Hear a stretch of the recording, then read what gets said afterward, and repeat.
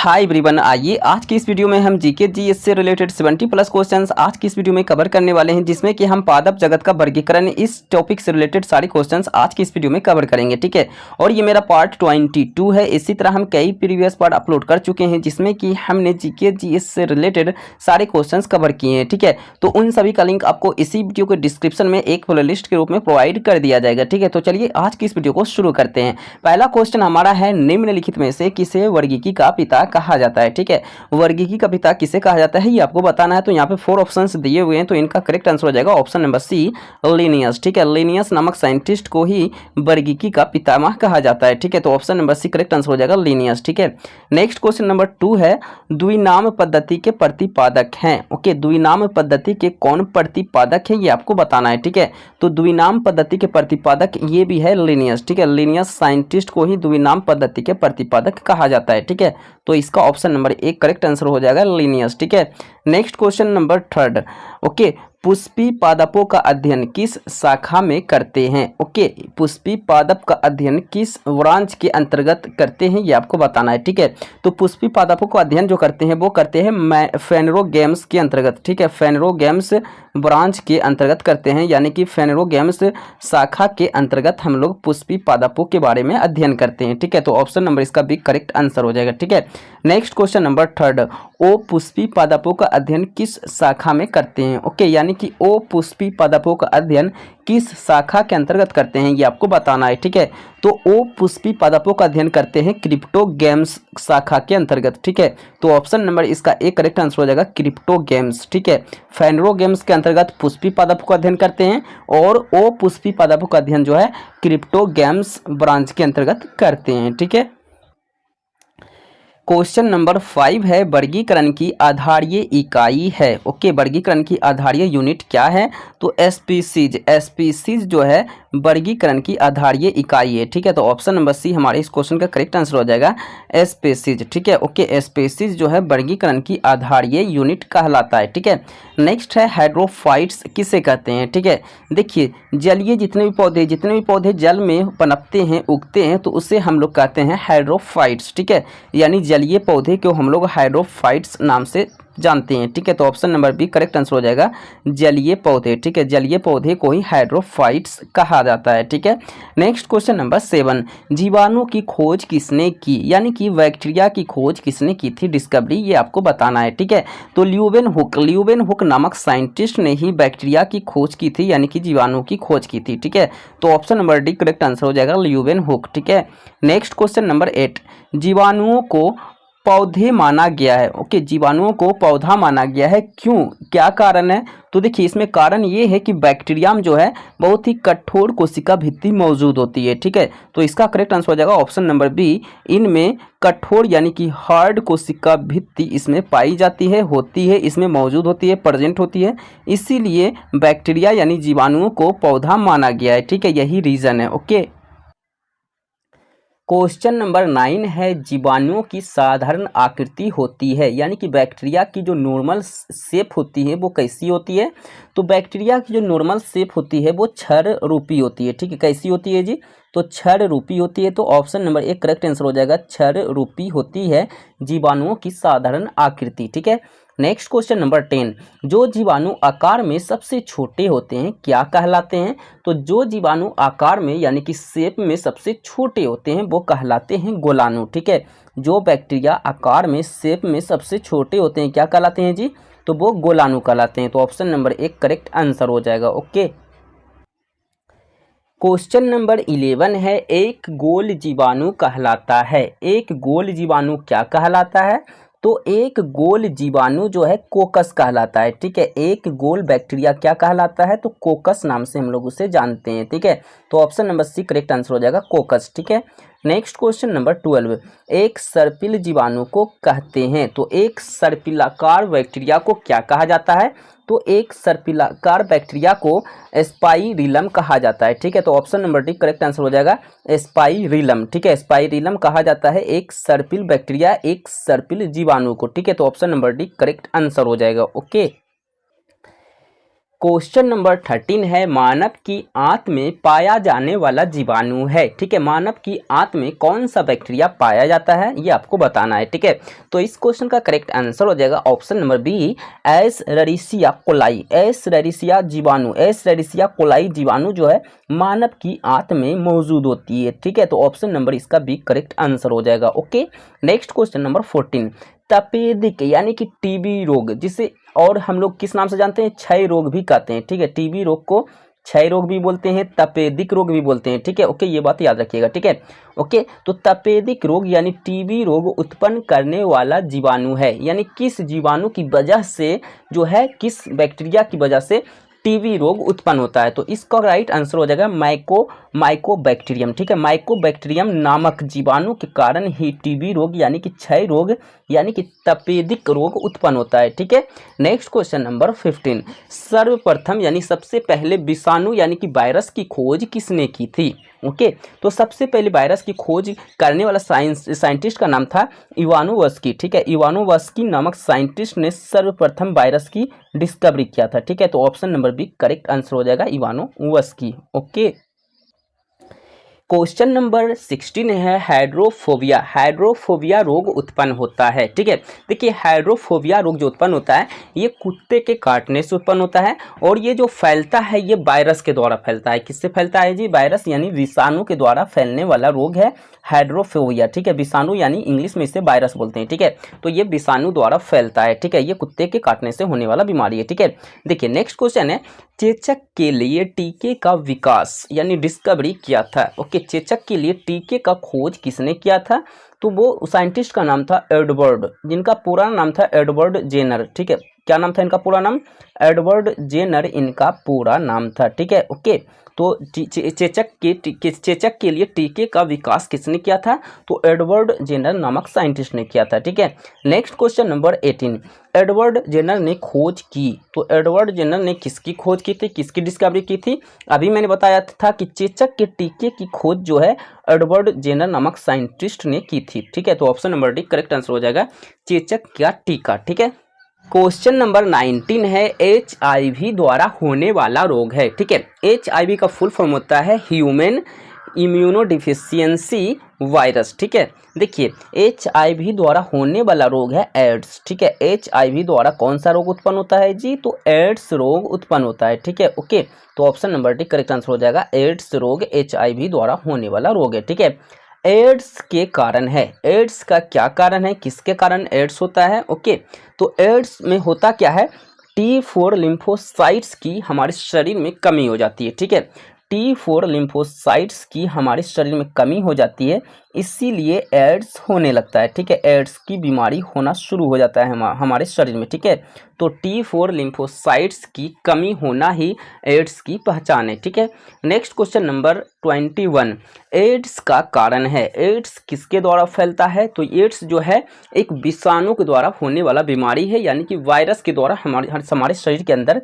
ये फैलता जाता है। ठीक है, तो option number C correct answer हो जाएगा, वायरस यानी कि विषाणु द्वारा होने वाला रोग एड्स होता है। Okay, next question number 22, Ebola क्या है जी, तो इबोला जो है एक तरह का वायरस है। ओके, ये क्या है, एक तरह का वायरस है, यानी कि वायरस का एक टाइप है, एक प्रकार है। ठीक है, तो इबोला एक तरह का वायरस है, यानी कि विषाणु है। ओके, नेक्स्ट क्वेश्चन नंबर 23, विषाणु में क्या होते हैं, विषाणु में क्या प्रेजेंट होता है, तो विषाणु में यानी कि वायरस में जो है न्यूक्लिक एसिड और प्रोटीन इसमें मौजूद होता है। ठीक है, न्यूक्लिक एसिड और प्रोटीन विषाणु यानी वायरस में क्या होता है, मौजूद होता है। ओके, चलिए नेक्स्ट क्वेश्चन नंबर 24, सार्स क्या है जी, तो सार्स एक तरह का विषाणु जनित रोग है, ये भी वायरस से होने वाला रोग है। ठीक है, तो ऑप्शन नंबर इसका भी करेक्ट आंसर हो जाएगा, विषाणु जनित रोग का नाम सार्स है। ठीक है, नेक्स्ट क्वेश्चन नंबर 25, खसरा। खसरा रोग जो है किसके संक्रमण के कारण होता है, ये आपको बताना है। ठीक है, तो ये भी एक विषाणु यानी वायरस के द्वारा होने वाला रोग है खसरा। ठीक है, यानी वायरस यानी विषाणु के द्वारा यानी कि वायरस के द्वारा होने वाला रोग खसरा है। ठीक है, नेक्स्ट क्वेश्चन है, जंतुओं में होने वाली फुट एंड माउथ रोग किसके द्वारा उत्पन्न होता है? ओके, फुट एंड माउथ रोग ये जंतुओं में सिर्फ होता है, ये किसके कारण होता है? तो ये भी एक वायरस के द्वारा होने वाला रोग है, फुट एंड माउथ रोग, जो कि सिर्फ जंतुओं में ही होता है, ठीक है, यानी वायरस के द्वारा होने वाला रोग है, ठीक है। नेक्स्ट है आलू में मोज़ेक रोग का कारक तत्व है। किस कारक तत्व के कारण आलू में मोज़ेक रोग उत्पन्न होता है? तो ये भी जो है विषाणु यानी वायरस के द्वारा ही ये जो है आलू के अंदर जो है ये रोग उत्पन्न होता है, ठीक है। नेक्स्ट क्वेश्चन है शैवालों की कोशिका भित्ति किसकी बनी होती है? ओके, तो शैवालों की कोशिका भित्ति जो है सेल्यूलोज की बनी होती है। किसकी बनी होती है जी? तो सेल्यूलोज की, यानी option number C correct answer हो जाएगा, सेल्यूलोज। ओके, शैवाल की कोशिका भित्ति सेल्यूलोज की बनी होती है, ठीक है। नेक्स्ट क्वेश्चन है हाइड्रा की स्रावी कोशिकाओं में कौन सा सहजीवी शैवाल मिलता है? ठीक है, तो इसमें जो है यूक्लोरैला जो है ये मिलता है, ठीक है। तो ऑप्शन नंबर ए इसका करेक्ट आंसर हो जाएगा, यूक्लोरैला, ठीक है। नेक्स्ट क्वेश्चन नंबर 30 है सरगासो समुद्र का नाम पड़ा। ओके, किसके कारण पड़ा सरगासो समुद्र का नाम? तो ये पड़ा है शैवालों के कारण, ठीक है। ओके, समुद्र में शैवाल है उपस्थित पाए जाते हैं, इसी के कारण समुद्र का नाम सरगासो पड़ा, ठीक है, यही कारण है। ओके, नेक्स्ट क्वेश्चन है किस शैवाल से आयोडीन प्राप्त होता है? ओके, तो ये होता है लैमिनेरिया नामक शैवाल से आयोडीन प्राप्त होता है, ठीक है। नेक्स्ट क्वेश्चन है केल्प प्राप्त होता है। केल्प किससे प्राप्त होता है जी? तो केल्प जो है समुद्री शैवालों से प्राप्त होता है, ठीक है। केल्प किससे प्राप्त होता है? तो समुद्री शैवालों से प्राप्त होता है, ठीक है। नेक्स्ट क्वेश्चन है लाल सागर का लाल रंग किसकी उपस्थिति के कारण होता है? ठीक है, तो लाल सागर का लाल रंग जो है ये शैवाल की उपस्थिति के कारण होता है, ठीक है। तो option number B correct answer हो जाएगा, शैवाल, ठीक है। नेक्स्ट क्वेश्चन है वनस्पति जगत के गैर हरित विषमपोषी पौधे कौन से होते हैं? तो फंजाई पौधे होते हैं। तो option number B correct answer हो जाएगा, फंजाई, ठीक है। नेक्स्ट क्वेश्चन है कवकों की कोशिका भित्ति किसकी बनी होती है? ठीक है, देखिए शैवाल की कोशिका भित्ति सेल्यूलोज की बनी होती थी, ठीक है, लेकिन कवकों की जो कोशिका भित्ति होती है ये काइटिन व हेमी सेल्यूलोज की बनी होती है, ठीक है, यानी कि काइटिन और हेमी सेल्यूलोज की बनी होती है, ठीक है। तो ऑप्शन नंबर इसका डी करेक्ट आंसर हो जाएगा। ओके, चलिए नेक्स्ट क्वेश्चन की ओर चलते हैं। Next question number 36। ओके, कवकों द्वारा रिजर्व यानी कि संचित भोज्य पदार्थ किस रूप में संचित होते हैं? तो ये होते हैं ग्लाइकोजन के रूप में, ठीक है। कवकों में संचित भोज्य पदार्थ किसके रूप में होता है जी? तो ग्लाइकोजन के रूप में होता है, ठीक है। Next question number 37। सभी कवक सदैव होते हैं। तो सभी कवक जो है सदैव जो है विविध पोषी होते हैं, ठीक है। सभी कवक सदैव हमेशा जो है विविध पोषी होते हैं, ठीक है। नेक्स्ट क्वेश्चन है वृक्षों की छालों पर उगने वाला कवक कहलाता है। तो वृक्षों की छालों पर उगने वाला कवक जो है कोर्टिकोलस कहलाता है। क्या कहलाता है? कोर्टिकोल्स कहलाता है, ठीक है। वृक्षों की छालों पर उगने वाला जो कवक होता है वो कोर्टिकोल्स कहलाता है, ठीक है। नेक्स्ट क्वेश्चन है गोबर पर उगने वाले कवक को क्या कहते हैं? ठीक है, यानी कि गोबर पर उगने वाले कवक क्या कहलाते हैं, ठीक है। तो इसका करेक्ट आंसर हो जाएगा कोप्रोफिलस, ठीक है। गोबर पर उगने वाले कवक को हम लोग कोप्रोफिलस नाम से जानते हैं, ठीक है। नेक्स्ट क्वेश्चन है डबल रोटी के निर्माण में काम आने वाला कवक है, ठीक है। तो डबल रोटी के निर्माण में कौन सा कवक काम आता है? तो उनका नाम है सैक्रोमाइसीज सेरेबिसी, ठीक है, सैक्रोमाइसीज सेरेबिसी, ठीक है। तो ऑप्शन नंबर इसका सी करेक्ट आंसर हो जाएगा, ठीक है। ओके, नेक्स्ट क्वेश्चन है पेनिसिलियम क्या है? ओके, तो पेनिसिलियम जो है एक तरह का कवक है, ठीक है। पेनिसिलियम क्या है जी? तो ये एक तरह का कवक है, ठीक है। नेक्स्ट है पेनिसिलिन की खोज किसने की थी? ओके, तो पेनिसिलिन की खोज करने वाला साइंटिस्ट का नाम था अलेक्जेंडर फ्लेमिंग, ठीक है। तो अलेक्जेंडर फ्लेमिंग नामक साइंटिस्ट ने ही पेनिसिलिन की खोज की थी, ठीक है। नेक्स्ट क्वेश्चन है आर्गोट प्राप्त होता है। तो आर्गोट किससे प्राप्त होता है? तो ये क्लेबिसेप्स से प्राप्त होता है। क्लेबिसेप्स से ऑर्गोट प्राप्त किया जाता है। ठीक है, नेक्स्ट क्वेश्चन है यीस्ट में कायिक जनन होता है। यीस्ट में कायिक जनन किसके द्वारा होता है? तो मुकुलन द्वारा होता है। ठीक है, यीस्ट में कायिक जनन मुकुलन द्वारा होने वाला जनन है। ठीक है, नेक्स्ट है LSD किससे प्राप्त होता है? तो LSD जो है ये भी कवक से ही प्राप्त होता है। ठीक है, LSD किससे प्राप्त होता है जी? तो कवक से प्राप्त किया जाता है। ओके, टिक्का रोग किसमें होता है? तो टिक्का रोग जो है ये मूंगफली में होने वाला एक रोग है। ठीक है, मूंगफली में होने वाला रोग टिक्का रोग कहलाता है। ठीक है, यानी टिक्का रोग जो है मूंगफली में होने वाला एक बीमारी है। ठीक है, नेक्स्ट है मशरूम है।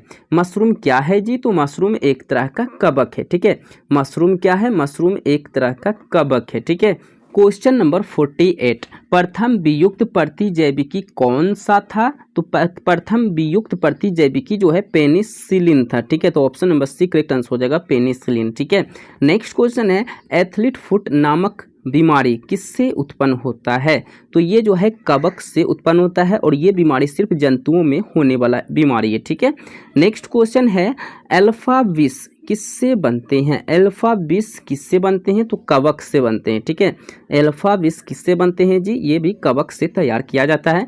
नेक्स्ट है डबल रोटी के निर्माण में किस कवक का प्रयोग किया जाता है? ठीक है, तो साइक्रोमाइसेज नामक कवक का प्रयोग डबल रोटी के निर्माण में किया जाता है। ओके, नेक्स्ट है लिटमस किससे निकाला जाता है, यानी कि लिटमस किससे प्राप्त किया जाता है? तो लाइकेन से प्राप्त किया जाता है। ठीक है, लिटमस जो है लाइकेन के द्वारा प्राप्त किया जाता है। ठीक है, नेक्स्ट है पेड़ों की छालों पर उगने वाले लाइकेन को क्या कहते हैं? तो पेड़ों की छालों पर उगने वाले लाइकेन को कार्टिकोल्स कहते हैं। क्या कहते हैं जी? कार्टिकोल्स कहते हैं। ठीक है, नेक्स्ट क्वेश्चन है चट्टानों स्तरों पर लाइकेन विकास को क्या कहते हैं? तो चट्टानों स्तरों पर लाइकेन विकास को जो है सैक्सिकोल्स कहते हैं। क्या कहते हैं? सैक्सिकोल्स कहते हैं। ठीक है, नेक्स्ट क्वेश्चन है जापान के लोग किस लाइकेन को सब्जी के रूप में खाते हैं? ठीक है, तो इंडोकार्पन नामक लाइकेन को जापान के लोग सब्जी के रूप में इस्तेमाल करते हैं। ठीक है, नेक्स्ट क्वेश्चन नंबर है मिर्गी की औषधि यानी कि दवाई किस लाइकेन से प्राप्त किया जाता है?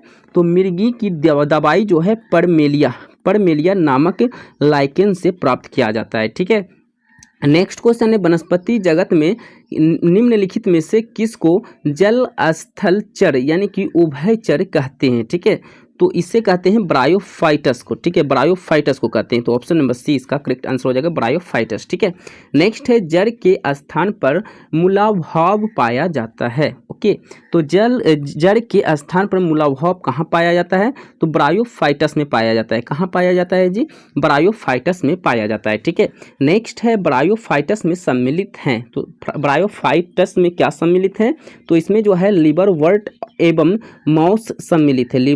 लिवरवर्ट एवं माउस सम्मिलित है। ठीक है, नेक्स्ट है बीजों की आकृति यानी कि शेप उत्पन्न होती है। ओके, तो ये एक शेप उत्पन्न होती है टेरिडोफाइट्स के द्वारा। ठीक है, टेरिडोफाइट्स के कारण। ठीक है, नेक्स्ट क्वेश्चन है किसके जीवाणु दवा के रूप में प्रयोग किए जाते हैं? ठीक है, तो लाइकोपोडियम।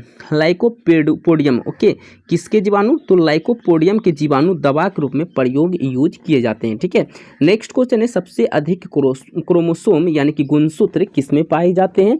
तो सबसे ज़्यादा गुणसूत्र जो है टेरिडोफाइट्स में पाए जाते हैं। किसमें पाए जाते हैं जी? सबसे ज़्यादा क्रोमोसोम गुणसूत्र जो है टेरिडोफाइट्स में पाए जाते हैं। ठीक है, नेक्स्ट है संसार के सबसे लंबे पौधे संबंधित है। ओके, तो ये जिम्नोस्पर्म से संबंधित है। ठीक है, संसार के सबसे लंबे पौधे किससे संबंधित है? जिम्नोस्पर्म से संबंधित है। ठीक है, नेक्स्ट है जिम्नोस्पर्म का मेवा किसे कहा जाता है? ठीक है, तो जिम्नोस्पर्म का मेवा जो है कहा जाता है चिलगोजा को कहा जाता है। ठीक है, नेक्स्ट क्वेश्चन है कोरेलाइड जड़ें पाई जाती है। ओके, तो ये पाई जाती है साइक्स में। ओके, साइक्स में ही कोरेलाइड जड़ें पाई जाती है। ठीक है, साइक्स में। ठीक है, नेक्स्ट है सबसे बड़ा बीजांड किसमें होता है? ओके, तो सबसे बड़ा बीजांड जो है साइक्स में ही पाया जाता है। ठीक है, साइक्स में होता है। ठीक है, नेक्स्ट है चिलगोजा किससे प्राप्त होता है जी? तो चिलगोजा जो है पाइनस से प्राप्त किया जाता है। चिलगोजा जो है किससे प्राप्त किया जाता है?